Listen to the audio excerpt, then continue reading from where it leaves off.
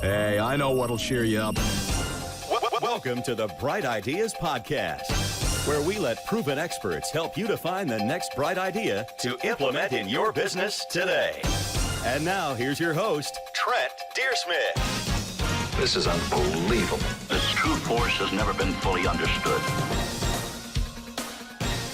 Hey there, everyone. Welcome back to another episode of the Bright Ideas Podcast. I'm your host, Trent Dyrsmid, and this is the podcast for business owners and entrepreneurs who want to discover what works in e-commerce today, as well as to hear the stories of those entrepreneurs who are already killing it online.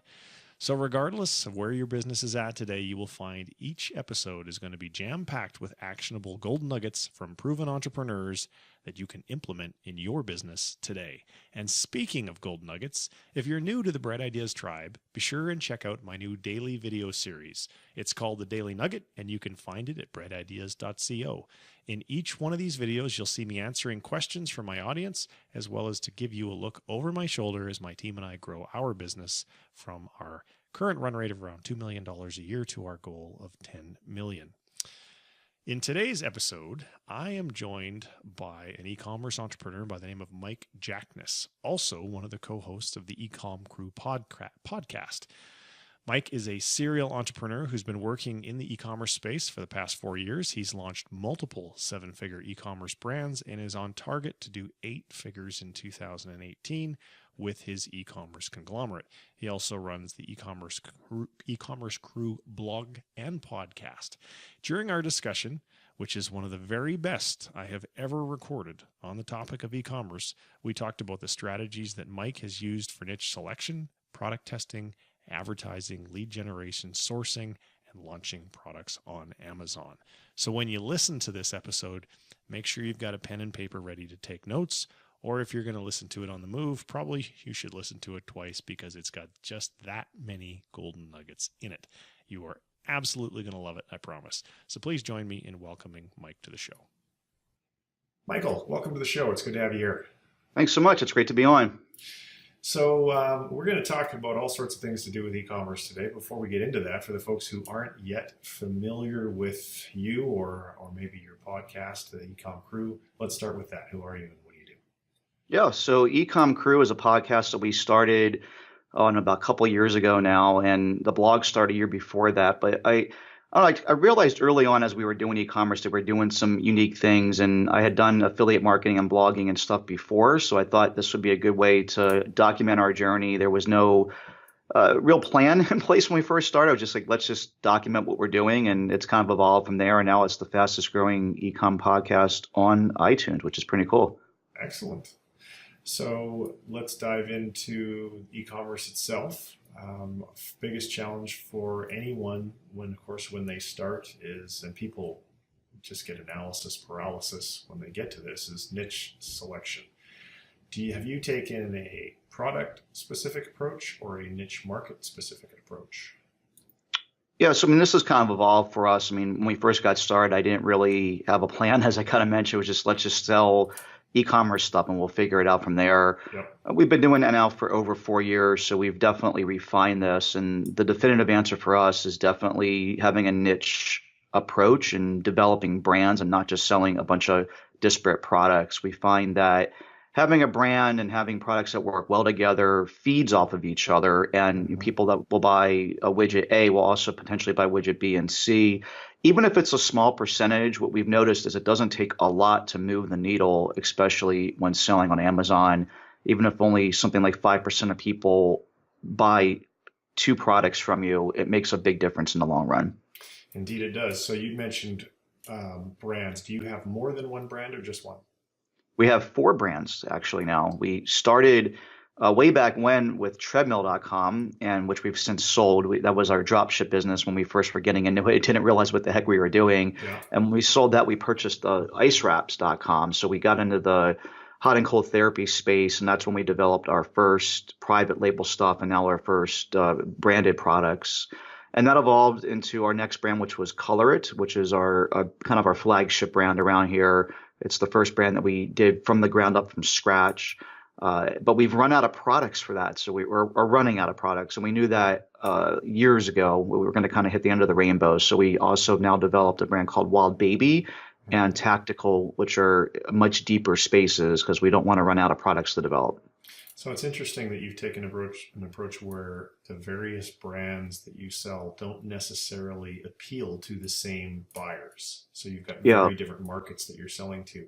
What are some of the challenges? Because that's very different than what I do. I pick a market and then I don't ever have to change my market, and I can sell them all sorts of different products. So I don't have to build more than one brand. I don't have to build more than one site. I don't have to build more than one list. What kind of challenges are you running into with the disparate market approach?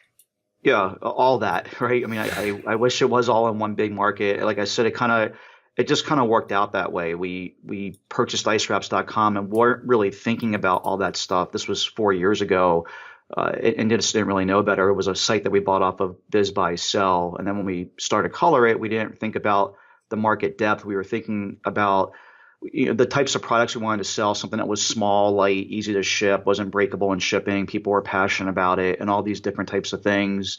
But again, we ran out of products for that brand. And now with these two new brands, it's exactly what you're talking about. The idea here is that we won't have to ever create more sites because that is a lot of work. And even though we know how to do it, it does take a long time. The timeline from when you start that to when you have a critical mass of people that are kind of followers of your brand is at least a year to 18 months. So that's the part of the journey we're on. And again, right now, and it's slow and not the funnest part of the process, but we're getting there. So let's talk then about, actually, before we get to that, I do want to ask another question around passion. The reason I said to you before we started to record, I'd been at a conference for 3 days as I was at an e-commerce conference all about building marketing funnels and buying paid traffic and so forth. And the fellow putting on the conference, a fellow by the name of Trey Llewellyn, who I'm sure you've heard of, talked a lot about the importance of having a high level of passion for the niche that you're going after.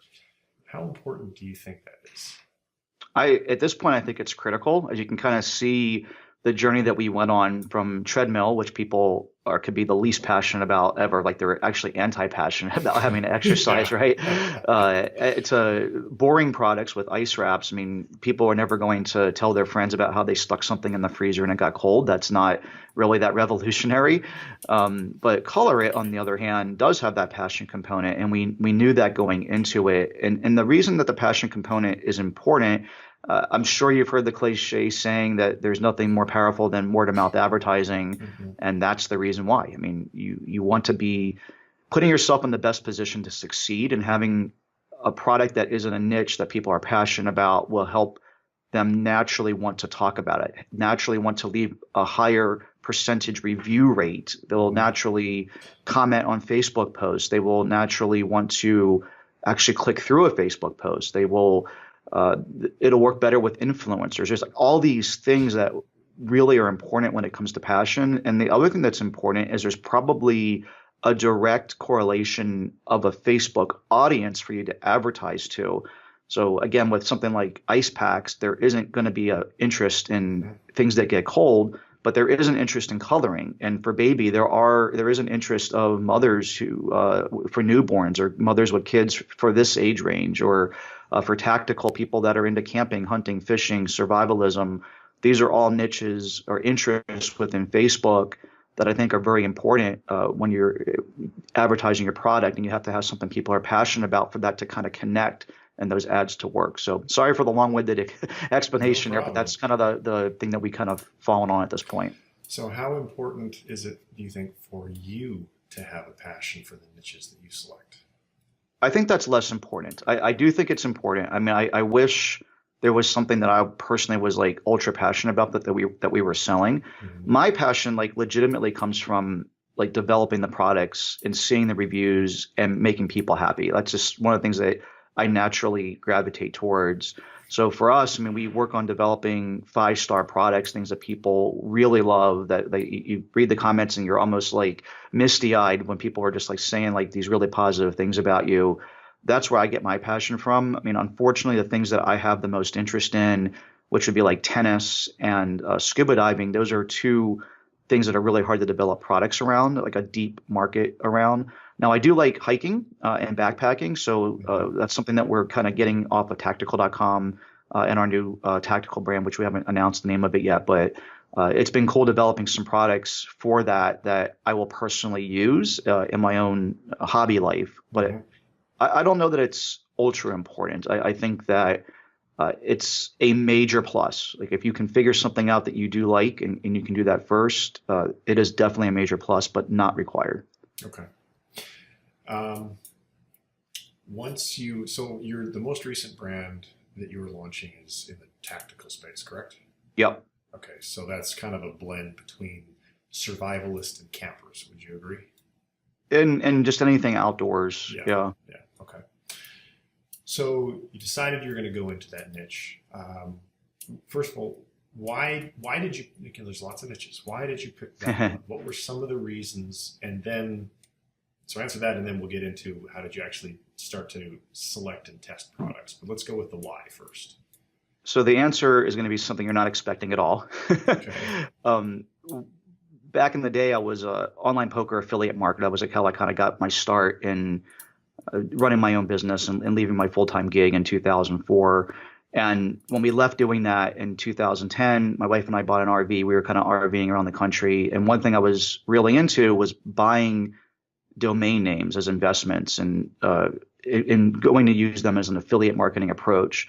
And treadmill.com was actually one of those names that we bought. And that's why I got into e-commerce.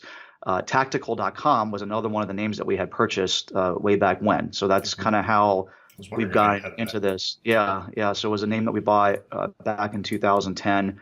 And now one thing I'm really like adamant about, like you don't go create a business just because you have something, you try to stick a square peg in a round hole.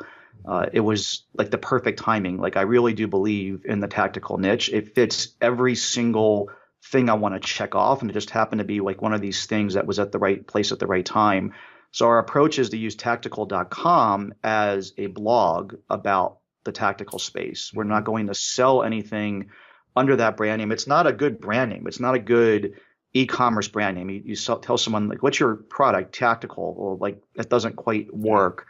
Yeah. So we decided to use that as our content hub. And as a content marketer background, the approach is to get people pixeled and write content about stuff that people that are in that are interested in that niche can relate to, and use that to build our email list and build our pixel list, build our Facebook chatbot list, get organic traffic around terms like review terms for the products that we're already going to be selling, and then promote our branded products through that. So again, probably not the answer you're expecting, but that's how we got there. So you said that Tactical checked all the boxes for you. It does. What are some of those boxes? Yeah, I mean, we already talked about passion, right? I think that people that are in this space, I know myself, like I just went on a 32-mile backpacking trip in Alaska this summer, like super passionate about that, obviously. I mean, it was a cool thing. And I put a lot of thought and effort into every single thing that was in my bag and on my person as I was on that trip, 5 days in the deep woods in Alaska. So, I mean, the passion component is definitely checked off. I feel like we can differentiate ourselves in this space. It won't be just sticking our name on something, but there's a lot of room for improvement on kind of the commoditized products. There's things you can do around that to make a better product. We already have some products that we're developing that I'm like really proud of, that I think that will be good products. In general, they fit that small, light, easy to ship, unbreakable kind of category that we look for. Again, we learned our lesson with Treadmill. I don't want to be shipping things on LTL trucking across the country. That just doesn't work. So it fits that category. Basically, anything that isn't oversized by Amazon standards is kind of the thing that we look for there. It doesn't have a shelf life. Those are things that we look for as well. We don't want to buy a product that expires or is a fad, because there's enough pressure in this business as it is, and we don't want things that are going to be obsolete in 6 months or literally have to be thrown away because they have an expiration date on them. So there's probably a couple other things that actually a couple more things I'm thinking of as I'm talking here. It fits our price point model as well. We want to try to be developing products that are in the $25 to $100 range. There's lots of tactical products that that fit that. There's another thing, you can sell people more of the same. A lot of times, like they'll buy something that will just naturally wear out, or they'll buy want to have a second one. Or the other thing is you can sell people more things from your product line very easily. Like once they've established brand affinity, it's easy to sell them widget 2, 3, 4, and 5. That's very important as well. So tactical like checks off all that stuff. And then the last one, I already mentioned it, but just to reiterate it, there are really deep and very passionate Facebook interest around all this, right? So, I mean, camping, hunting, fishing, survivalism, guns, like right-wing type topics or whatever that people are like prepping and all these different things. Very passionate people and very deep, millions of person interest groups on Facebook where you just will never run out of budget. It was something that we've learned from Color. We had these, what I thought was a really big interest group, but over 2 or 3 years, you'll even saturate 1 million people, and you can only scale up so quickly. We're talking about tens of millions of people in the tactical space. So I think that we have a much longer runway there, and that's why I'm very excited about this project.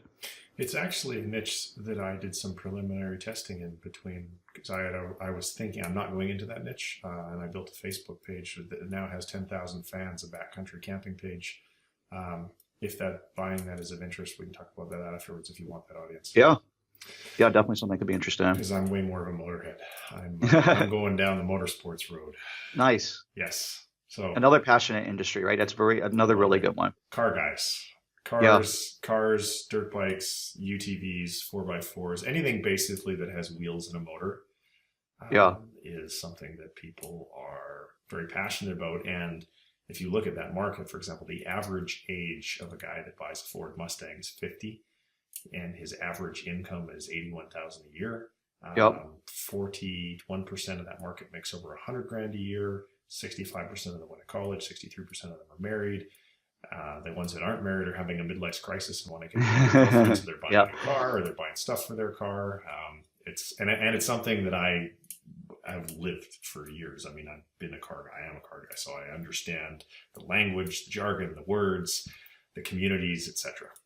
And they'll spend an unreasonable and like unjustifiable amount of money on some of those parts, right? It's just like there's no way. Right I mean, I did the same thing with the camping stuff. It's like why are you buying a $40 bag? Like it's like, well, because it weighs 1/10 of an ounce less than the $2 one. It's like, okay, that makes sense. Yeah, I used to have a car that I would take to the racetrack, and it had a lot of camber in the back. It was a high performance car, and a set of rear tires was $1,200, and those tires would last 3,000 miles, and that was it. Nice.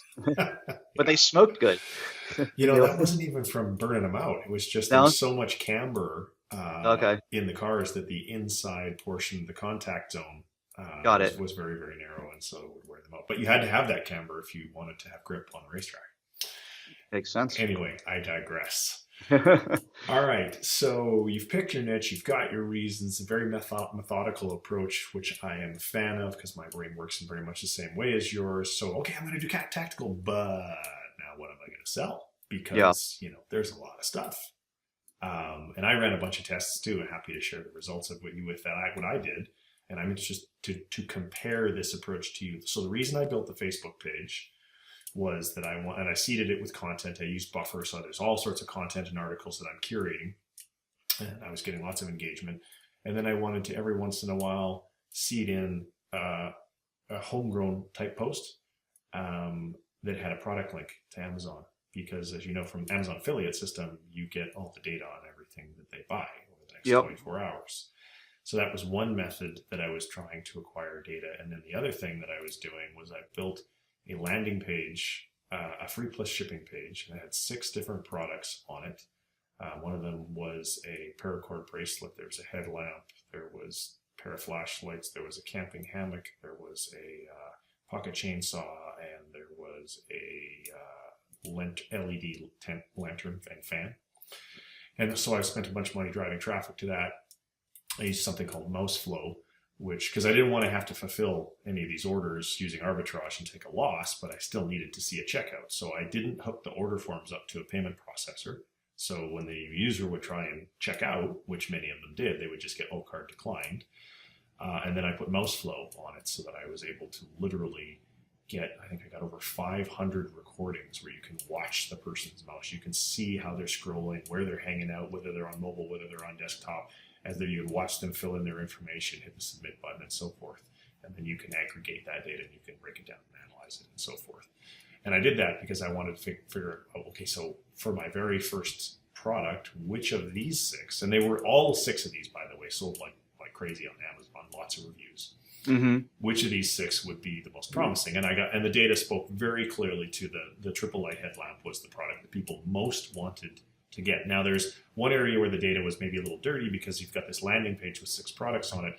If the headlamp had the highest perceived value, if people thought, well, that thing's probably worth $30, they would be much more likely to choose that than a paracord bracelet, which you could buy for $7, even though they were all free plus shipping. So that was kind of like the one flaw in my test. But how do you guys go about finding the products to kick it off with? Yeah, it's actually a pretty similar process, but just a little different. There's a few products so we do some Jungle Scout research first. I mean, we already know, first we're kind of just brainstorming around the office, like what kind of things where people want and want to play with. We also will walk the Canton Fair or some type of fair like that's and to get ideas and just to see what's out there. So there's that component. Then there's the Jungle Scout component where you're looking to just get ideas. Then you take the ideas and it's go ahead. Sorry, I want to interrupt you with one thing because I should clarify. I wasn't looking to launch a product on Amazon. I was looking to launch it outside of Amazon using paid traffic. So are you looking to launch your products first and foremost within the Amazon marketplace or outside? So we do both. I think it's really important to do both. Okay. We were at a point where we know that we need to be selling on Amazon to have a successful brand. I mean, over half of the e-commerce searches start on Amazon. And if you aren't selling there, you're just missing out on customers. You're not cannibalizing anything. You're just missing out. And what we've discovered also just in this e-commerce business now that we've been importing millions of dollars of stuff a year, that logistics is one of your biggest cost savings. So being able to have the volume on a product is really important. Our goal is really to only import 40-foot containers. That's basically the way that we operate now. Sometimes we'll do a 20-foot, but we try to really avoid that. The efficiencies are all in importing 40-foot containers. So we want to be able to sell a ton of them off Amazon and a ton on Amazon and use that pulled inventory to get our costs down because we're bringing in so much volume. Okay. So now let's go back to what you were answering before. You mentioned you got to the Canton Fair, you're walking around. Yeah. So, I mean, it's not just that. I mean, obviously, there, like I said, there's also Jungle Scout. There's us talking about ideas. And basically what we're looking at, we do use Amazon as our first touch point as far as how many of these widgets are selling, because that data is very public. You can use something like Jungle Scout or even just look at the Amazon bestseller rating.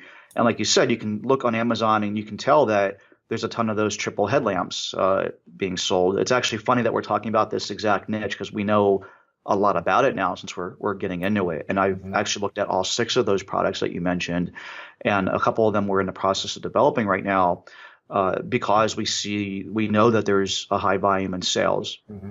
But what we do also want to do is, just like you were saying, we want to make sure that we can build an audience that's going to react to this product. Just because it's being sold on Amazon or we know it's being sold elsewhere doesn't mean that we can sell it. There isn't that guarantee that there will be that link.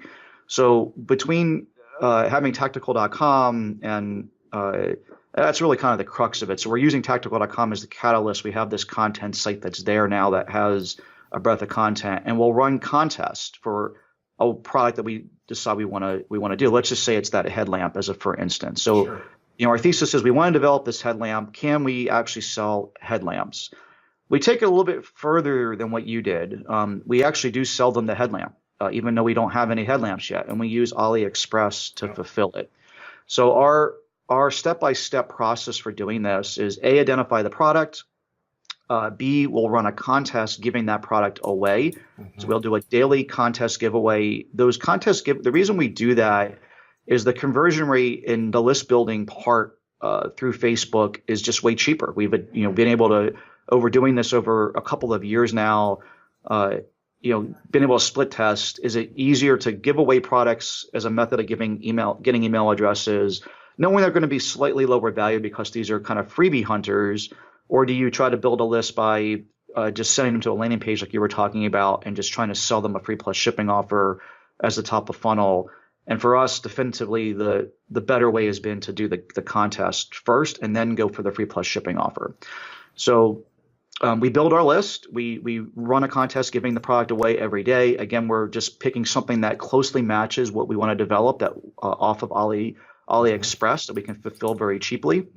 You can buy a headlamp shipped to the customer for under $5 on AliExpress. Yep. That's, again, 80% of what we're going to develop as our headlamp. The contest ends. We then send out a couple emails that say, hey, thank you for participating in our contest. We're sorry that you didn't win. Here's all the people that did win. If you'd like to buy this headlamp right now today for 70% off, click here. Or we'll do a free plus shipping message or whatever it is.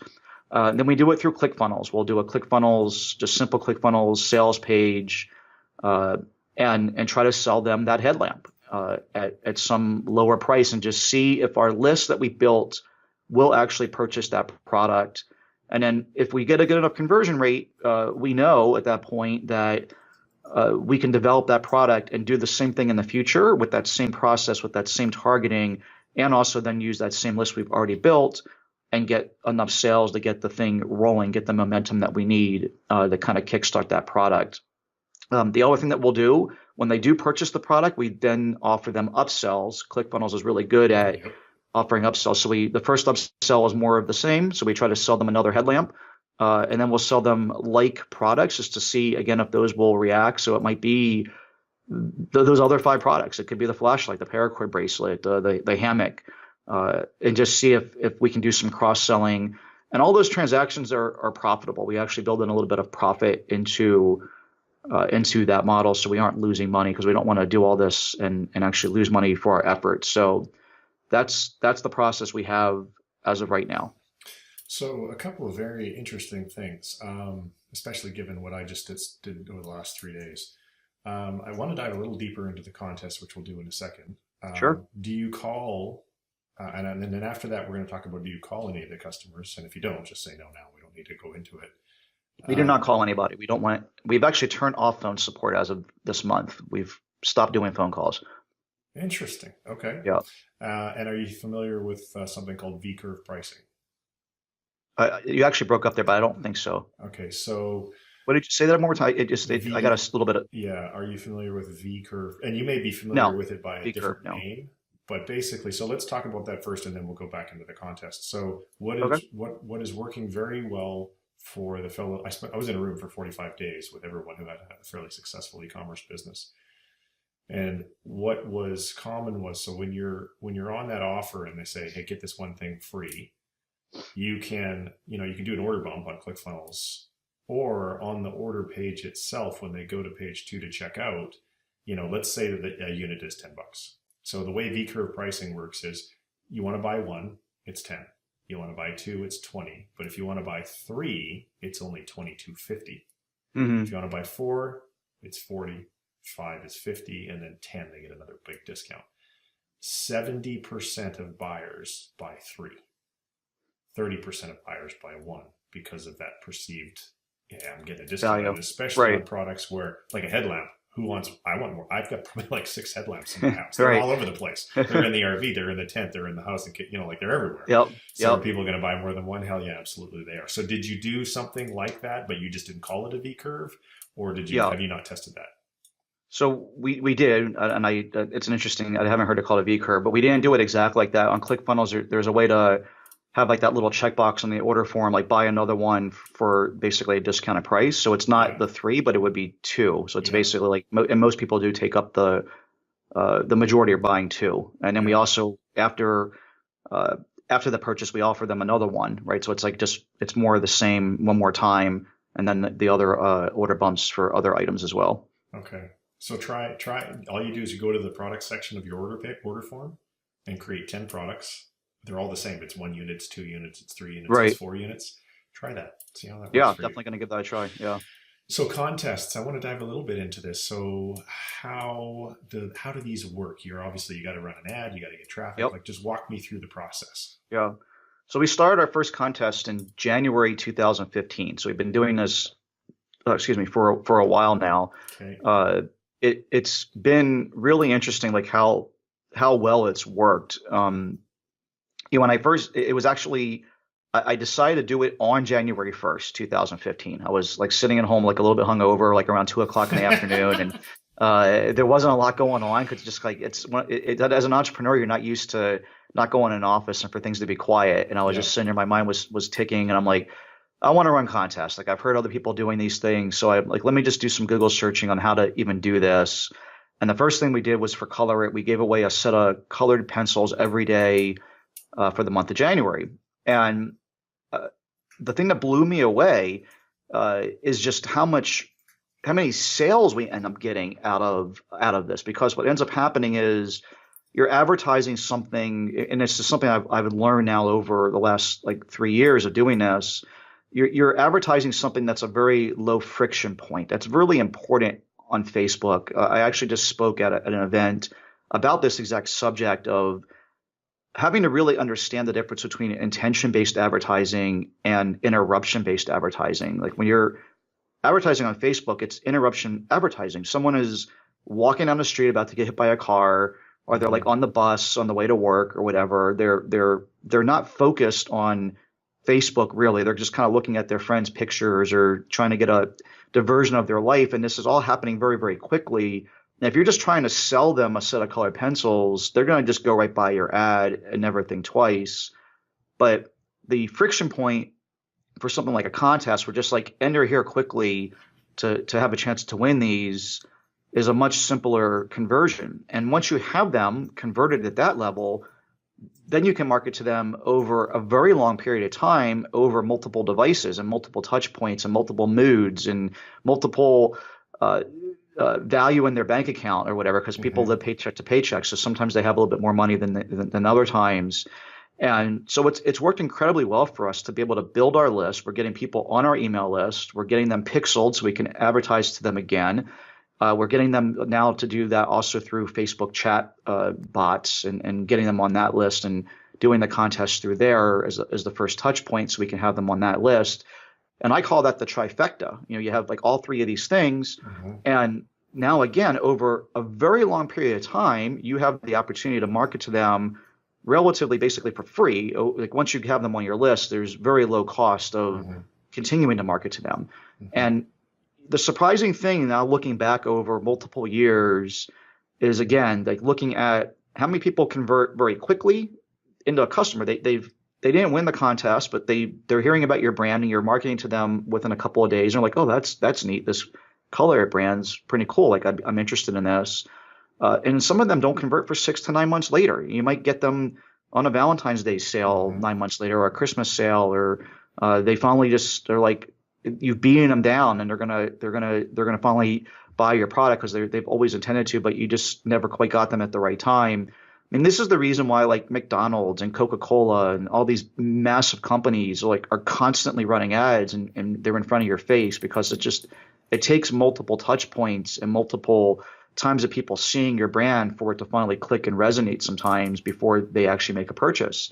And most people run Facebook ads in this very linear fashion of, I'm going to run an ad, I'm going to look at how much it's costing me to run this ad and how much I'm making off of this ad. And this all has to happen within basically the same session. Otherwise, I'm not going to count this as a success, and they're done. And that doesn't work. So how are you facilitating the contest? Are you using contest domination? Are you just using an opt-in form and you're just drawing names out of a hat in your office? Like, how does it actually work? No. So we do it through two different ways, just because we're always testing different ways of doing things. So way number one is to do it through our website, and we use Gleam to facilitate that. So it's like gleam.io. And so basically we'll use Gleam. They will give you extra entries for doing multiple actions. So we'll get people to give us their email address and they get a certain number of points for doing that. And then if they like us on Facebook, they get points for that, or all these things. So, and that integrates as a JavaScript into our website directly, Okay. and we'll do it that way. So it's basically now, as of today, as recording this, the way that we do it is Facebook ad, which is a Facebook Messenger ad. It messages them, hey, are you interested in our contest? They say yes.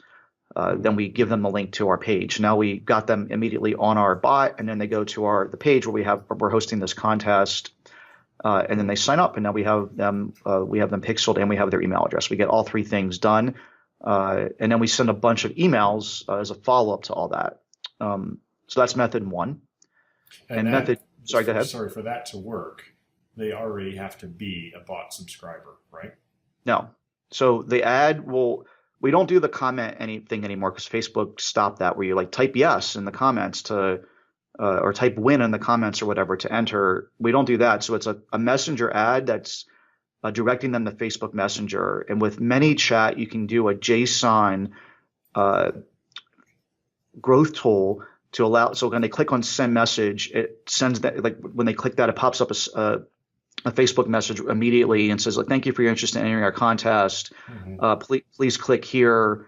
Or actually we say, like, please, we want to confirm that you're interested. Like, please type in confirm. So when they type in the word confirm in the messenger unit, by doing that automatically gets them on our bot. And then the JSON thing continues at that point. They type the word continue or confirm, and we then send them a link. Say, okay, thank you for confirming that you're interested. Here's a link to go sign up for our contest. When they click that link, that takes them over to our website. But by typing the word confirm, that gets them on our bot, and we'll use that for something else later. Yep, that's the keyword. Okay, so you're just running, because I'm no Facebook advertising expert yet. So there's an ad type called Facebook Messenger ad. Yes, like you're doing it. Yeah. Like, so that the button says send message. So instead of like, learn more or buy now or all the different types of messaging they have there, it'll say send message. And again, we use ManyChat in their JSON growth tool to get the code to put in when we're building that ad unit, and it just everything kind of is seamless from there. Yeah, that part I'm familiar with. Okay. So that is, and then in the page that you're sending them to has the JavaScript from Gleam.io. So correct. The other stuff happens. Got it. Yep. Okay, that's method number one. What's the other one? So the other way that we do it, when we don't have a site quite up and running yet, like we were at a spot with Tactical when we first did it, and we're just still doing it the same way.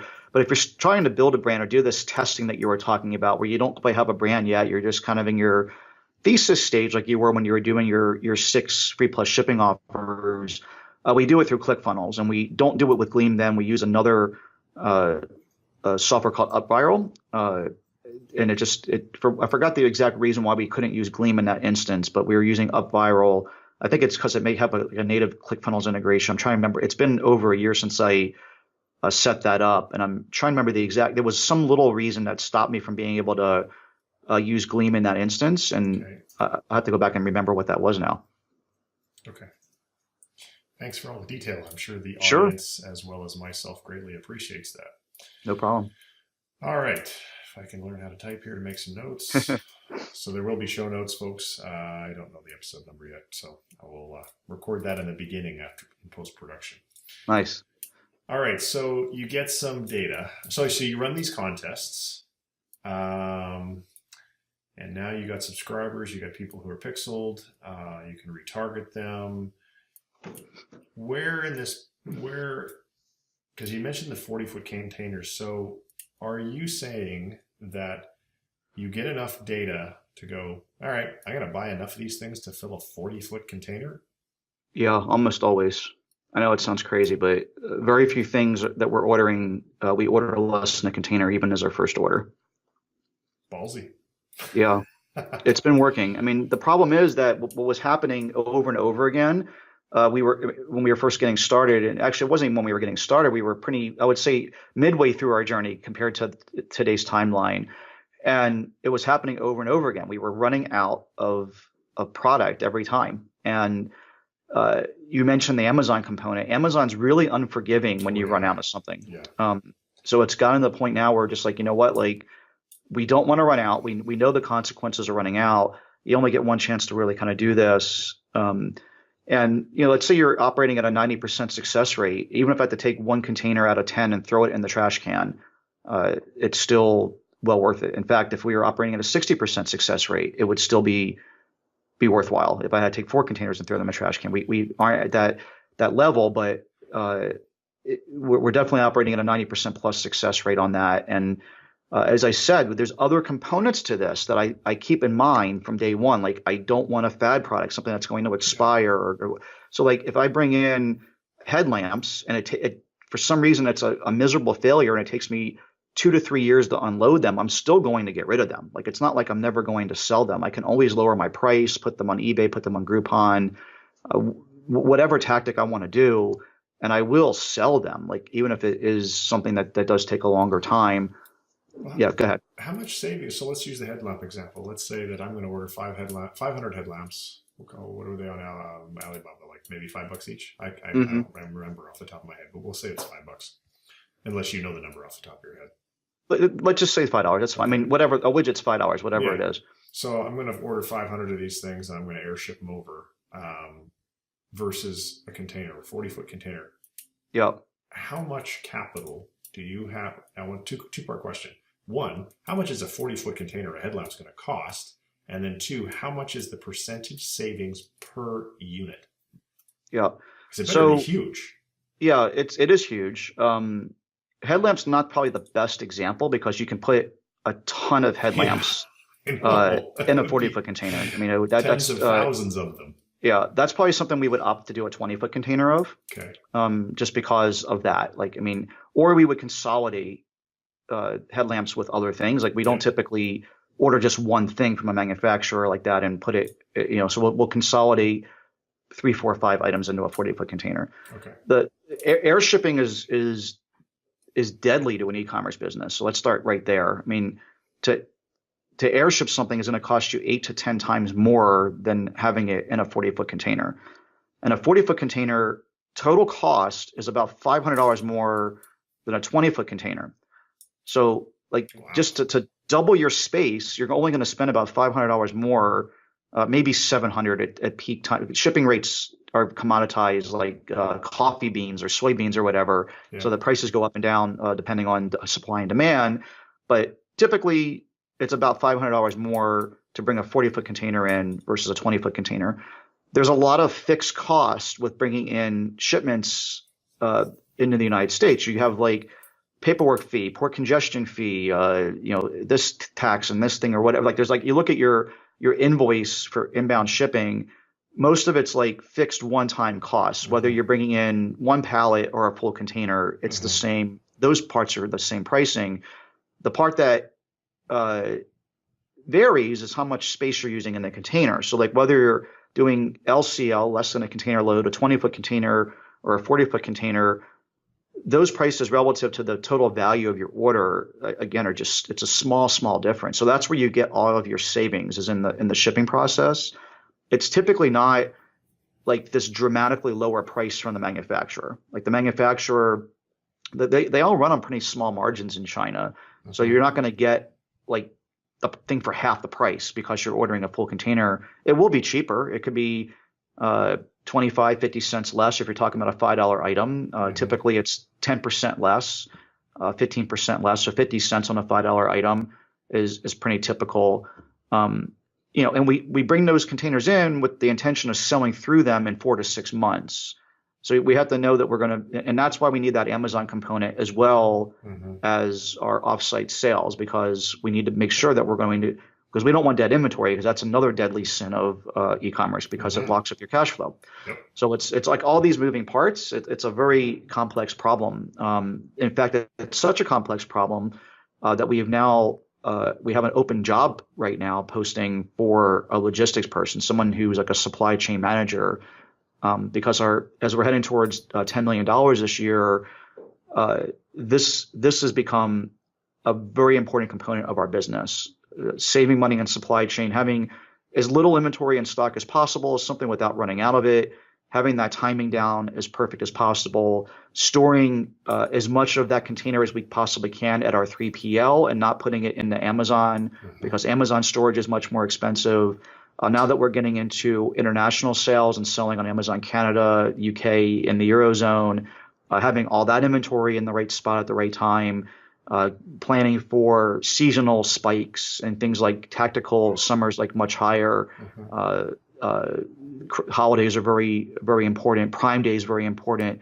Having like all these things mapped out for one product is complicated enough. When you do it over hundreds of SKUs, it gets to be this like mind-blowing, massive problem. And again, we're currently our current hire that we're trying to make right now is for a supply chain specialist for that exact reason, because there's so much savings to be made in this part that people don't focus on, unfortunately.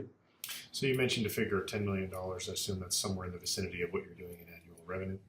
That's what we're doing, but our forecast is for this year in 2018. Yeah. What was it in 2017?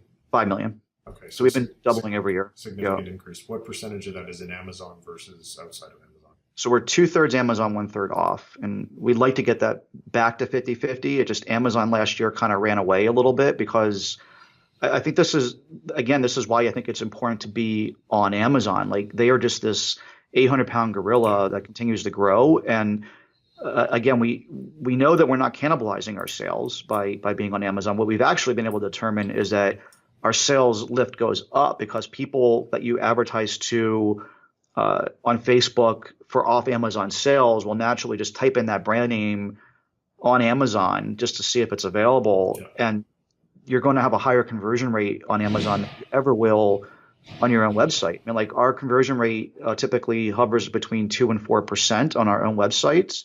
We have products on Amazon, I'm not even kidding you, that convert over 50%. Like, someone goes to our product page and they literally convert at over 50% conversion rate, and we don't have anything that converts under 10%. Like, our conversion rate is the intent, though. It's search-based intent on Amazon. Exactly. Yes. On Facebook. Yes, but still, I mean, like, you get someone, if you can get someone on your product page, and let's just say your average conversion rate is 25%. Just think of that math, and I agree. It absolutely 100% is because it's intention based.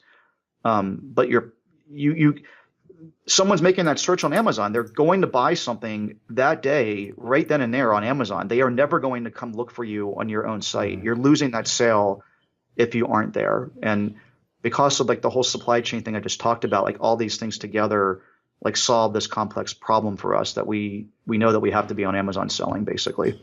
To do 5 million last year, how many full-time employees did you need? So let's see. We ended the year with 14. 14.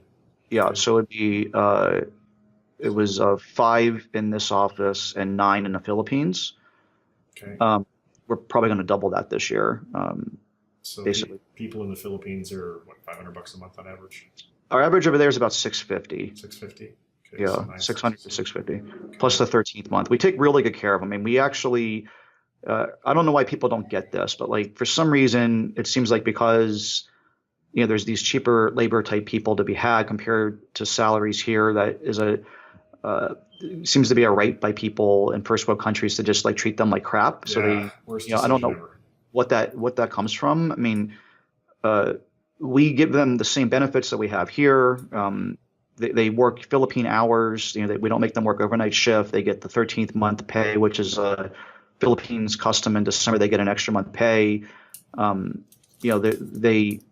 They're treated just like any employee that we have in this office, and they respond that same way. I mean, they do things there at the same high level that we expect from the office here, and it's been a huge asset for us. Same here. We have 6 overseas, Philippines. We give them their birthdays off. We do all sorts of things to attempt to, when we win a big new account, we make sure that we shout out email to the whole team to call them out and say, hey, Des, she played a critical role in this huge win for us, etc. It does. It pays. Some of the thank yous that we get from them is really, really cool because they're shocked because nobody else, is doing that kind of stuff. Yeah, I don't know why. I mean, like I just it makes me sad actually. Yeah. Greed and laziness. That's why. Yep. They just think that they're a commodity. They don't treat them like real people. They're just this little worker bee on the other side of the world, and we're going to exploit them for every bit that we can. And when we burn them out, we'll replace them. And the other thing that I do, as you just kind of mentioned right there, is I actually go out there at least once, if not twice a year. So I'm going out there again in April, and make the time to spend as much time as I can with them in person and make sure that they know like how much I care about them and appreciate everything they do. So then, do you rent an office for them to work in, or do you hire them via an agency and the agency provides the office? They're all in one office. We have our own office. They were actually about to probably get a different office now because we've outgrown. We need a place that can hold 20 people now. To kind of hit our hiring needs for this year. So we're going to be looking at that on this trip in April. But yeah, it's very important to me, just like this office. I want everybody in one office here in the United States. So we only hire people here locally in San Diego. So they all can be in one office and we can feed off of each other and talk to each other and have that camaraderie. Same thing with our Philippines office. Everybody's in one office. They're required to come in there and be together. And they're basically like family to the point where this goes to show you how much they are like family. Today in the Philippines is Friday. We're recording this on a Thursday, but today in the Philippines is a holiday. It's Chinese New Year is actually a holiday, and I can't quite figure this out. It's a holiday in the Philippines, and the entire office is going to the beach together. Cool. Like they're going on a vacation together for a 3-day weekend at the beach. Like that's how tight they are over there. Nice. I like that.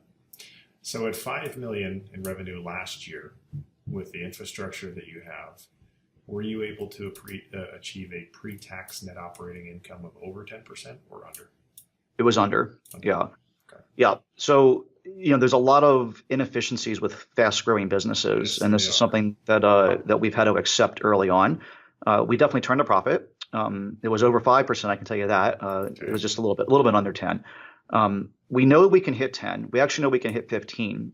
Interestingly enough, at the beginning of last year, we were running at 15, and I was very happy and pleased with that. And someone gave me a real big kick in the rear end, and basically he's like, "Why are you making money? Like this makes no sense. Like why are you making like you have an opportunity here to grow something like really big, and why are you making money?" So I was just like, wait a second, that kind of goes against like everything that I know about business. Yeah. It's a long conversation, but in the process, I was very convinced about a few things. Talked to a lot of other people about this. So our goal right now is definitely not profitability. I mean, I shouldn't say not profitability. It's not the bottom line number that we're concerned about. We're more concerned about the top line number, which again goes against a lot of things that I typically think in business. I say that my friend actually that I do the podcast with says that revenues are vanity and profits are sanity, which I very much agree with. And cash flow is king. Cash flow is king for sure, and that's cash flow is the only thing that stops us from growing more than 2x a year. But if you run the math out over, let's just say we double each year for the next 2 to 3 more years. You'll be 10 million this year, 20 million, 40 million. When you get to a $40 million company, and let's say you decide that next year that you don't want to try to go to 80, you just want to go to 50.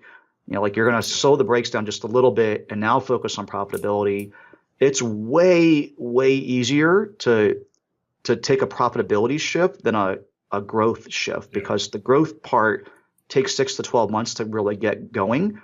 And if you want to start focusing on profitability by taking your staff's time, simply just taking your staff's time instead of like launching new products, just saying, okay, how can we save money in supply chain, or how can we go back and cut some of these SaaS expenses, or let's take some time to evaluate our Facebook ads a little bit more granularly for profitability, and our other PPC and our content marketing. And let's just kind of trim the fat off of all this. Next thing you know, within 1 to 3 months, you can be immensely profitable by doing that. And that's a lot easier at that stage. And the end result is, a mid 7-figure or 8-figure exit versus a very low 7-figure exit or something like that. It's a dramatic difference. Do you run any continuity programs? No. I don't know what that means. So I'm going to say no. Maybe you call it something differently. A way to generate subscription annual or monthly revenue from your customers on an ongoing basis. Yes, we do. I just call that subscription. So sorry. Okay. But we do. And it's something we're going to focus on even more. I'm really big fan of waking up on the first of every month knowing that there's some revenue coming in. Yep. So we actually have a subscription called Coloring Club. Coloring.club, and it's just a monthly subscription. So we actually did a podcast episode about this. I think it's really important for every business to try to figure out a way to build in some type of subscription or continuity type thing into their business. For us, it was incredibly cheap and easy to do because we took existing assets to do it. And I can see a lot of ways of doing that with our other businesses as we grow. In fact, one of the things we're looking at doing for Wild Baby is developing some personal care stuff, which will be on subscription. For instance, monthly or quarterly shampoo delivery or something like that. Take existing products, things you can think of, and very quickly create those types of products. They've done really well for us, and we're going to do the same thing at some point with eComCrew, with the information side of the business, just to have that. So yes, the answer to the question is yes, we have done it. The reason I bring that up is it's something we talked extensively about in the last 3 days of the workshop that I was at. One example that comes to mind is BarkBox. You probably are familiar with them. Yep. What I didn't realize until this last 3 days is, so BarkBox, I think it's $20 or $25 a month, whatever it is. It contains, samples of this, that, and the other thing for dogs. BarkBox is selling a box of air because they have no cost of goods sold for any of the products that are in their box. So they're getting $20 a month to ship out a box. It's great for the customer because the box is full of stuff. Yep. The point is when you build an audience large enough, if you get really good at acquiring customers on the front end and you've got this big database, you then can go to brands and say, hey, how would you like to get your product featured in front of my database? Give me enough free stuff to put in the box this month. And just massive cash flow generation, profitability, and exit value as well. Yeah, no doubt. So let's round out or conclude rather with this one.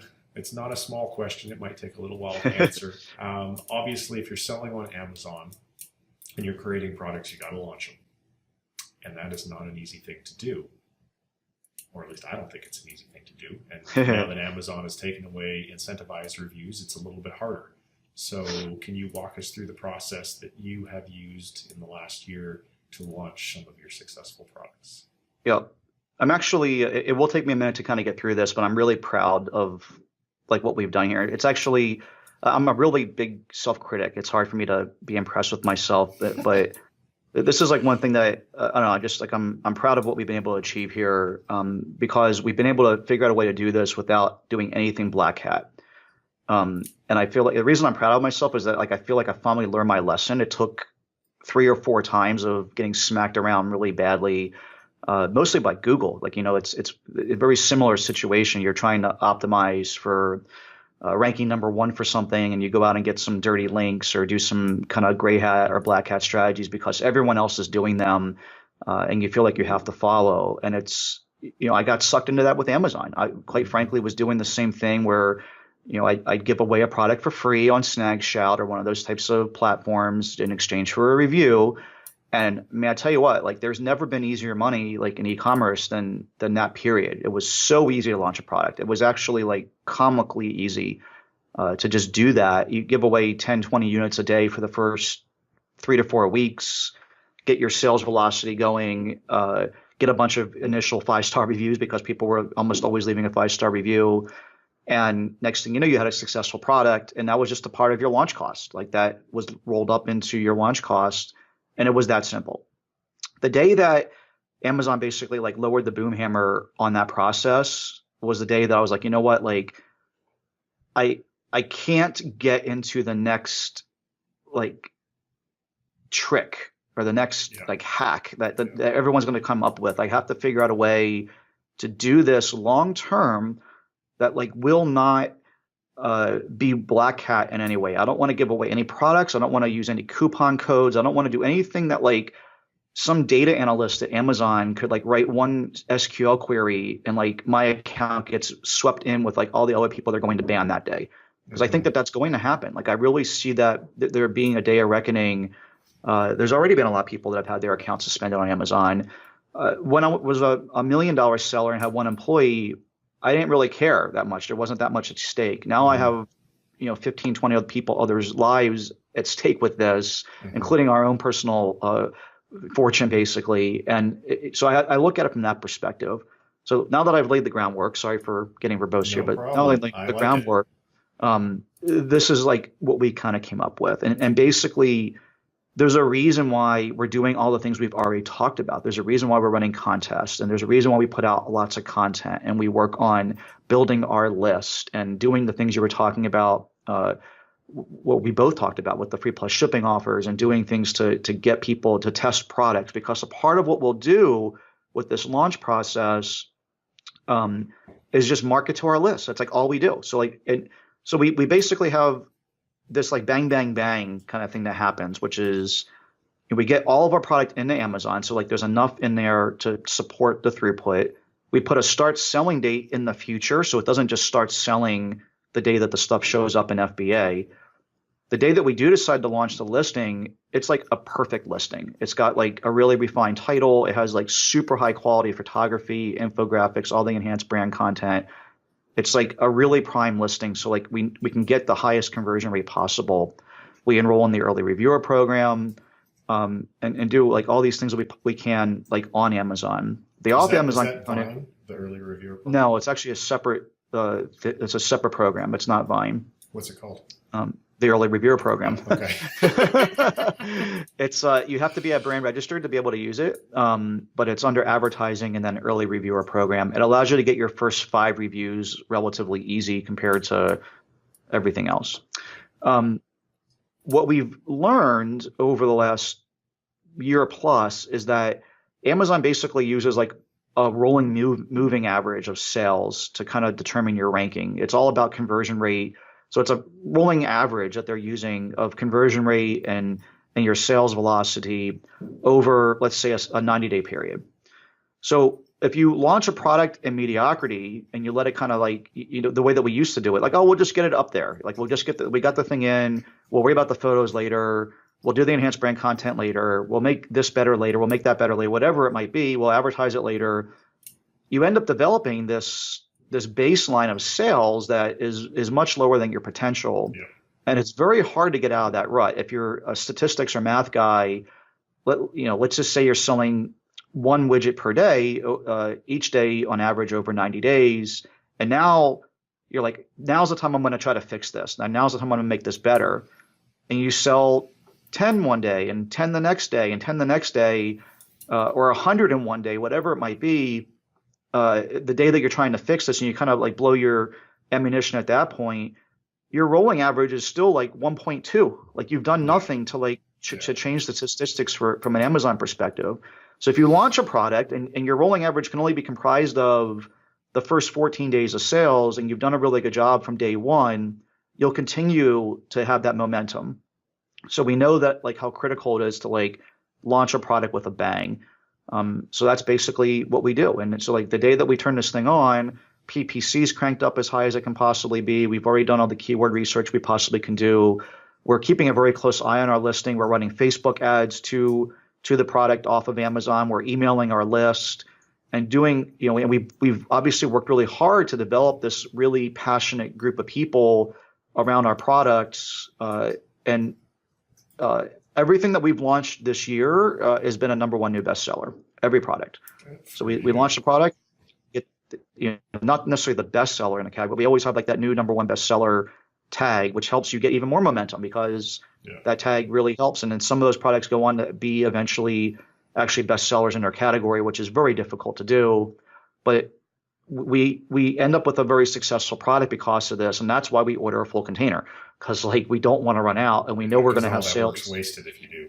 Exactly. Yeah. So that kind of like it's actually a good thing to kind of finish off with here because it kind of pulls together a whole bunch of concepts we talked about over the last hour.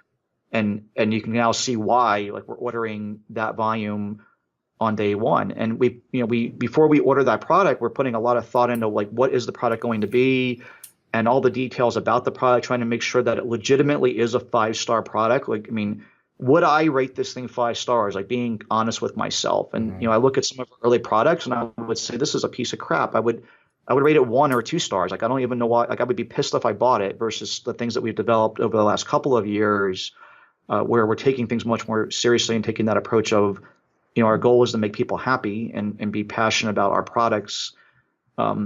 And so we put a lot of thought into it and make sure that we develop high quality products that I would personally want to use if I was into coloring or if I'm into hiking or whatever it might be. And I could objectively say that this is a 4.5 or 5-star product. And if anybody like reviews it lower, they're just, cranky or whatever. They're just being mean. They're just being, Exactly. So when you notify your list, are you giving them a coupon code? No, we do not do that. Nothing. Yeah. Full price. There it is. One of our great new products is here. Go buy it if you want to. Yeah. I mean, again, I don't want that big data thing. And I do believe that Amazon, like it's hard to know exactly what their algorithm is or what they're doing behind the scenes. But, I think about if I was an executive in Amazon's headquarters in a room somewhere, and the topic is like, we got to stop this crap. Like eventually at some point they got to have this meeting, right? They got to be like, we got to stop these sellers from destroying our platform. When it gets to the point where it's in their best interest to do so, they'll do something about it. And I do believe that moment of reckoning is coming. So what do you do? It's like, okay, well, let's look at all the people that are launching a product and 95% of them are using coupon codes for 95% off. Like, I mean, what do you start looking at in this scenario that you could easily, in a swooping query, like be able to get rid of 90% of the people that are the bad actors, and maybe you catch 10% of people that did nothing wrong, and that process is collateral damage. They don't care about that. No, they don't. So I want to try to be as squeaky clean as possible, and we'll offer the coupon. Now, Amazon has a couponing system that you can do now through. Again, if you're brand registered, you can go to advertising and offer a coupon on their site for like $1 off. It gives you like this really nice orange coupon thing that shows up that's really hard to miss. It helps your conversion rate. That we do offer, but that's not because we sent it to our list. That's just available publicly on Amazon. You don't type in a code to get that. Yeah. You just clip it right off of Amazon. That's the approach we take. And we will use coupons sparingly for some unique things. Mostly we've done it to get back products that I was talking just a few minutes ago about how there's like this rolling moving average theory that I've established. And if we need to like over a longer period of time, like resurrect a product that we had once run out of stock on and could never really kind of get back, we've used some coupons there to kind of help with that, but it's very sparingly and for a very targeted reason, but not for a new product launch. All right. This has been a long one. And I want to thank you because this has been one of the most interesting interviews I've done in quite some time. And I suspect the audience probably feels the same way. For folks who want to get further connected with you, Michael, what is the easiest way for them to do that? Yeah, I mean, since we're talking about e-commerce stuff, I mean, in this world, eComCrew is the best way to find me. eComCrew.com for blog content, eComCrew on iTunes to listen to the podcast. Support at eComCrew if you want to send me an email. That'll go to, we're talking about the Philippines, that goes to our Philippines VAs first. They answer like almost all the questions on our behalf, and if there's something that you need to get in touch with me personally about, they'll pass that on. But yeah, that's where we talk about all this stuff in more detail, eComCrew. All right. Wonderful. Thanks very much for being on the show. It was a pleasure, man. All right, to get to the show notes for today's episode, head on over to Brightideas.co/225. And if you thought this was a great episode, would love it if you would head on over to iTunes and leave a 5-star review. Thanks for tuning in. Take care. Bye-bye. Thanks very much for listening to the Bright Ideas Podcast. Check us out on the web at Brightideas.co. All right, show's over. I'm tired.